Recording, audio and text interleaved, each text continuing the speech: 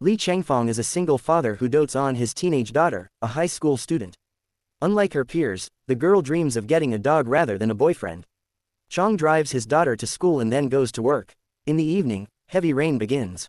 The girl walks home alone and notices a van following her.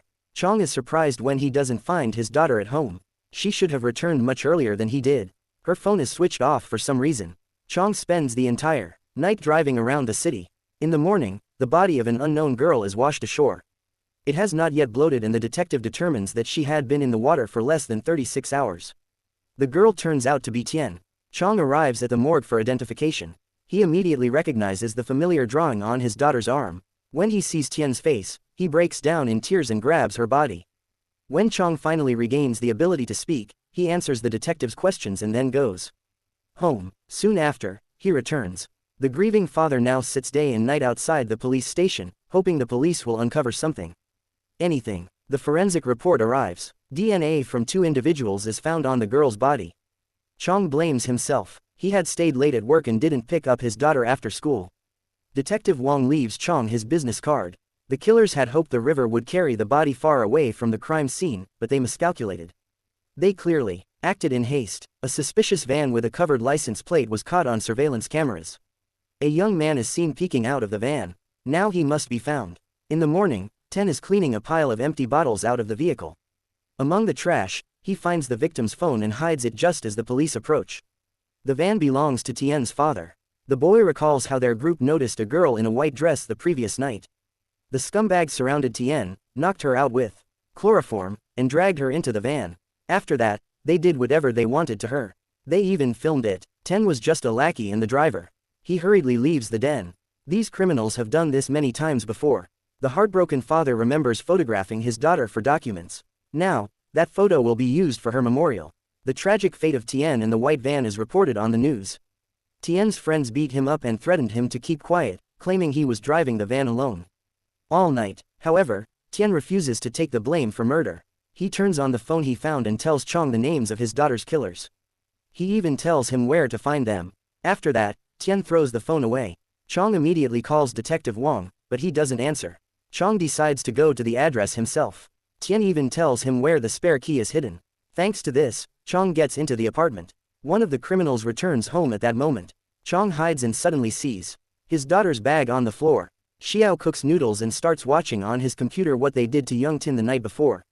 Chang is frozen in horror. Xiao notices the intruder and attacks him. Chang has to fight for his life. The bastard grabs a baseball bat and tries to choke him with it. Chang sees footage of his daughter again. Enraged, he beats Xiao with his feet, the bat, and anything he can grab. The young man is no longer moving, but Chang still smashes a water cooler over his head. Chang washes up, goes home, and finishes the piece of cake left over from his daughter's birthday.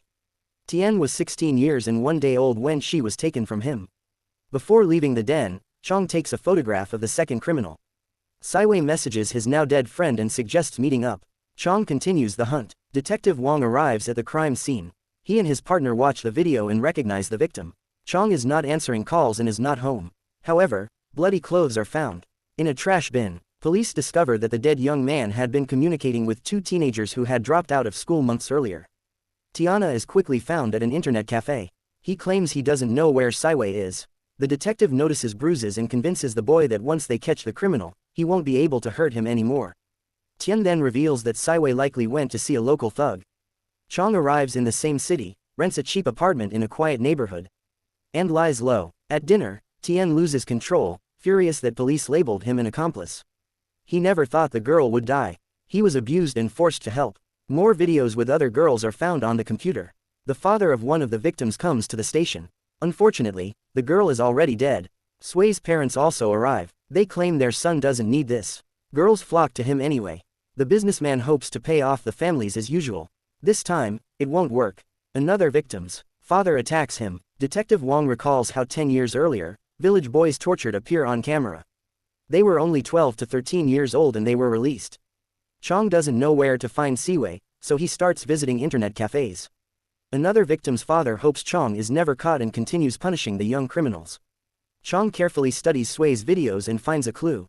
He locates the correct auto repair shop run by small-time gangsters.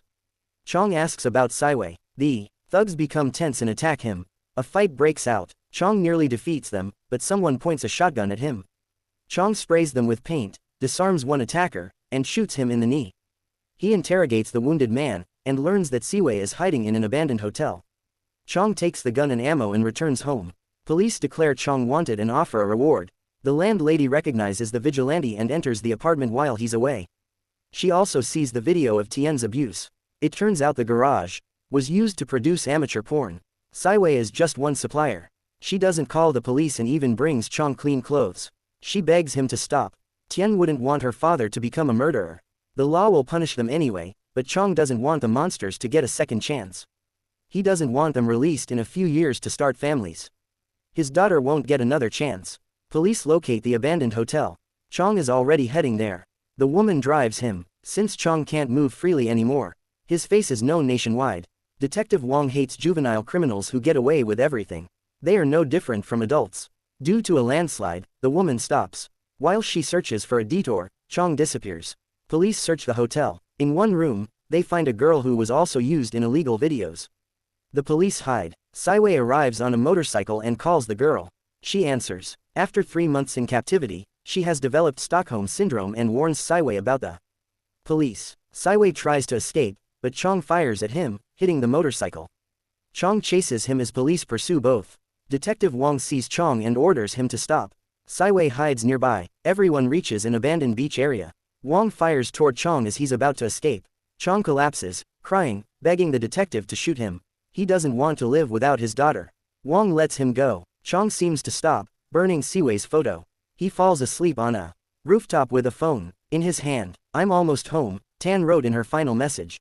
That evening, Siwei calls Chan. Police are monitoring the call. Siwei orders him to bring money to the train station square. Police plan to arrest him there. Terrified, Chan heads home, but another victim's father confronts him and threatens revenge. The next morning, Chong receives a message. Siwei will be at the station at 8 a.m.